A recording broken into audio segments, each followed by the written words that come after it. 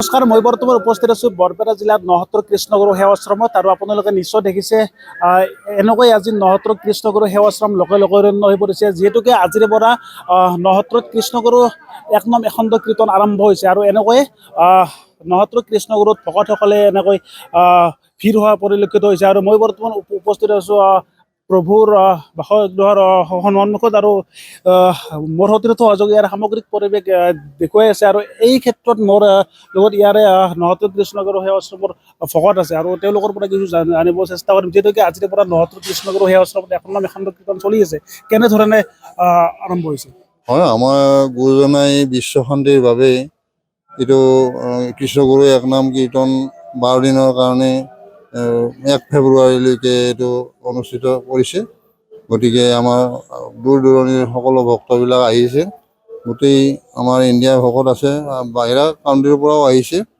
গতিকে এটা সুন্দৰ পৰিৱেশ হৈছে। গতিকে আপোনালোকে আহিব, এই লাইভটো যিবিলাকে চাই আছে সকলোৱে যেন আহে, আমি সেৱা কৰিছোঁ, আশ্ৰমৰ পৰা নিমন্ত্ৰণ কৰিছোঁ। ৰাতিপুৱা আমাৰ 6 বজাৰ পৰা আৰম্ভ হৈছে। 1 তাৰিখে এইটো 6 বজাত পালনাম 12 দিনৰ শেষ হ'ব। তাতে আপোনাৰ দৈনন্দিন নাম কীৰ্তন চলি আছে অহৰহ। আৰু আমাৰ সিদ্ধ প্ৰসাদৰ ব্যৱস্থা আছে। যিমানবিলাক আহিব আমাৰ দৰ্শনাৰ্থীসকলৰ বাবেও আমি সিদ্ধান্ত যোগাৰ কৰিছোঁ। গতিকে ঈশ্বৰে বিশ্ব শান্তিৰ বাবে এই পালনামখন প্ৰতি বছৰে পাতে।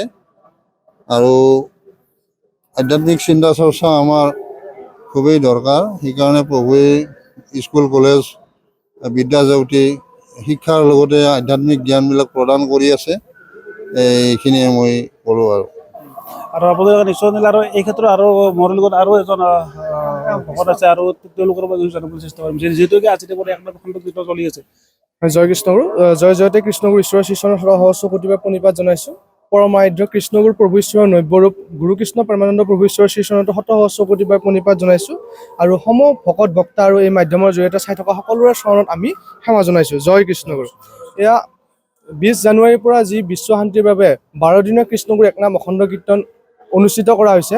এই অনুষ্ঠানটোত অসম তথা বাহিৰৰ যিবিলাক উৰিষ্যা, বিহাৰ, এলাহাবাদ, দিল্লী, বহুত কেইখন কাউণ্ট্ৰিৰ পৰা, মানে ভাৰতৰ যিমানকেইখন কাউণ্ট্ৰি আছে প্ৰায় 108খন শাখা সেৱাশ্ৰমৰ পৰা আজি ইয়াত আহি আমাৰ কৃষ্ণগুৰু শাখা সেৱাশ্ৰমত ভকতসকল উপস্থিত হৈছে। আৰু আগলৈও আহি থাকিব। আৰু ইয়াত অলপমান আজি যিহেতু আৰম্ভণি, গতিকে সমূহ চক্ৰৰ পৰা আমাৰ টোটেল 108টা চক্ৰৰ ভাগত আনি ইয়াত প্ৰতিষ্ঠা কৰিছে।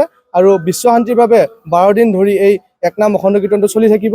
আৰু লগতে প্ৰভু ঈশ্বৰৰ এটা প্ৰথম আমাৰ 20টা বাণী আছে। তাৰে প্ৰথম বাণীটোৱে হ'ল, আমি জাতি নহয়, জ্ঞাতি নহয়, গোষ্ঠী নহয়, জড় নহয়, আমি মাথো কৃষ্ণ দাস আত্মাহে। গতিকে আমি কোনো জাতি নহয়, আপুনি কোনো জাতি, আমি কোনো ইয়াত কোনো জাতি মানে বিচাৰ নাই। মানে আপুনি বা হিন্দু মুছলিম এনেকুৱা কোনো জাত মানে বিচাৰ নাই। আমি খালি কৃষ্ণদাস আত্মাহে। গতিকে আপোনাৰ ভিতৰতো যিটো আত্মা আছে, তেখেতৰ ভিতৰতো যিটো আত্মা আছে, সকলো আত্মা একে ঈশ্বৰৰ অংশ, পৰমাত্মাৰ অংশ আত্মা। গতিকে আমি সকলোৱে লগ হৈ ইয়াত বিশ্ব শান্তিৰ বাবে এতিয়া 12 দিন ধৰি একনাম অখণ্ড কীৰ্তন চলি থাকিব অখণ্ডভাৱে। আজি ৰাতিপুৱা 6 বজাৰ পৰা আৰম্ভ হৈছে আৰু এই অখণ্ড কীৰ্তনটো 1 ফেব্ৰুৱাৰী ৰাতিপুৱা 6 বজাত শেষ হ'ব। আৰু আপোনালোকৰ এই মাধ্যমৰ জৰিয়তে মই সকলোকে নিমন্ত্ৰণ জনাইছোঁ, সকলো আহক, এই কৃষ্ণগুৰু একনাম অখণ্ড কীৰ্তন ভাগি অংশগ্ৰহণ কৰক, লগতে এই আশ্ৰমখন আমাৰ কৃষ্ণগুৰু সেৱা আশ্ৰমখন দৰ্শন কৰক। সকলোকে আমি এই মাধ্যমৰ জৰিয়তে নিমন্ত্ৰণ জনাইছোঁ। আজি ইয়াত ভকত কিমান মান অহা পৰিলক্ষিত হৈছে? আজি প্ৰায়তো আপোনালোকে ৰাতিপুৱা যেতিয়া আহিলে দেখাই পালে হয়, প্ৰায় 20,000 মানতকৈ অধিক ভকত একেলগে কীৰ্তন ঘৰত গোট খাইছে। লগতে আপোনাৰ ইয়াতে লোকাৰণ্য হৈ পৰিছে। এতিয়াও শিবিৰত আপোনালোকে চাব পাৰে, শিবিৰত আপোনালোকৰ 20-25 হাজাৰতকৈ মানুহ মানে একেলগে শুব পাৰে। আপোনালোকে গ'লে দেখা পাব শিবিৰত। আৰু লগতে আপোনালোকে কীৰ্তন ঘৰতো চাব পাৰে, কীৰ্তন ঘৰতো আপোনাৰ লোকাৰণ্য হৈ আছে। আৰু ৰাতিপুৱা ভাগততো আপোনাৰ প্ৰায় 20,000তকৈ অধিক মানুহ ইয়াত গোট খাইছিলে। এতিয়াও মানুহখিনি আছে। আপোনাৰ সিদ্ধানৰ ব্যৱস্থা কৰা হৈছে। সিদ্ধানত কিছু মানুহ ব্যস্ত হৈ আছে। সুবৰ্ণপুৰত একনাম কীৰ্তন হৈ আছে, ভাগৱত পাঠ হৈ আছে, তাত 12 ঘণ্টীয়া মানে নাম জপ হৈ আছে, তাতো ব্যস্ত হৈ আছে। সকলো ভকত বিভিন্ন ধৰণৰ কাম কাজত ব্যস্ত হৈ থকাৰ বাবে আপোনালোকে চাব পাৰে, বিভিন্ন শিতানত দেখা পাব। আৰু জয় কৃষ্ণগুৰু। হয়, আপোনালোকে নিশ্চয় শুনিলে ভকতসকলৰ পৰা। আৰু এই ক্ষেত্ৰত মোৰ সতীৰ্থ সহযোগী ইয়াৰ সামগ্ৰিক পৰিৱেশ দেখুৱাব। আৰু এনেকৈ এইটো চাইডে এনেকৈ চাকি জ্বলাই আছে ভকতসকলে। মই সেইপিনে মই যাবলৈ চেষ্টা কৰিম। মোৰ সতীৰ্থ সহযোগী ইয়াৰ সামগ্ৰিক পৰিৱেশ দেখুৱাই আছে। আৰু এনেকৈ আজি 69 কৃষ্ণগুৰু সেৱাশ্ৰমত লোকাৰণ্য হৈ পৰিছে ভকতসকলৰে। আৰু আপোনালোকে নিশ্চয় দেখিছে এনেকৈ ইয়াত এনেকৈ চাকি বন্তি জ্বলাই আছে ভকতসকলে। আৰু কি উদ্দেশ্য লৈ বা কি মনত আশা লৈ ইয়াত এনেকৈ চাকি জ্বলাই আছে আপোনালোকক সুধিবলৈ চেষ্টা কৰিম। আৰু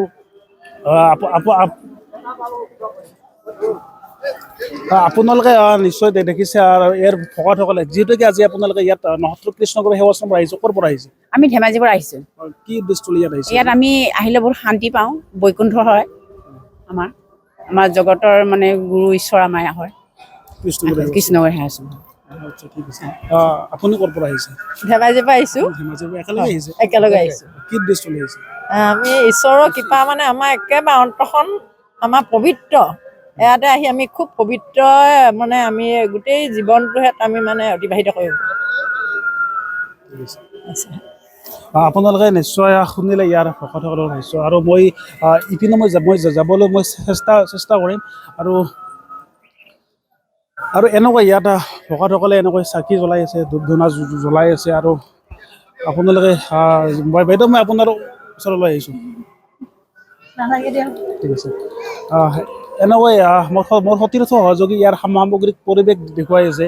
আৰু এনেকৈ মনত আশা লৈ এনেকৈ চাকি জ্বলাই আছে ইয়াত ভকতসকলে।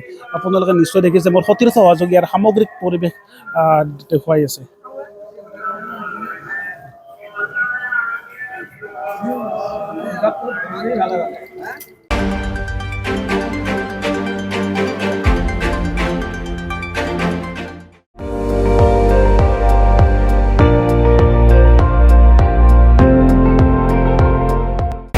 আপুনি চাই আছে ND24, সৰ্বশ্ৰেষ্ঠ নহয় সৰ্বোত্তমৰ দৌৰত।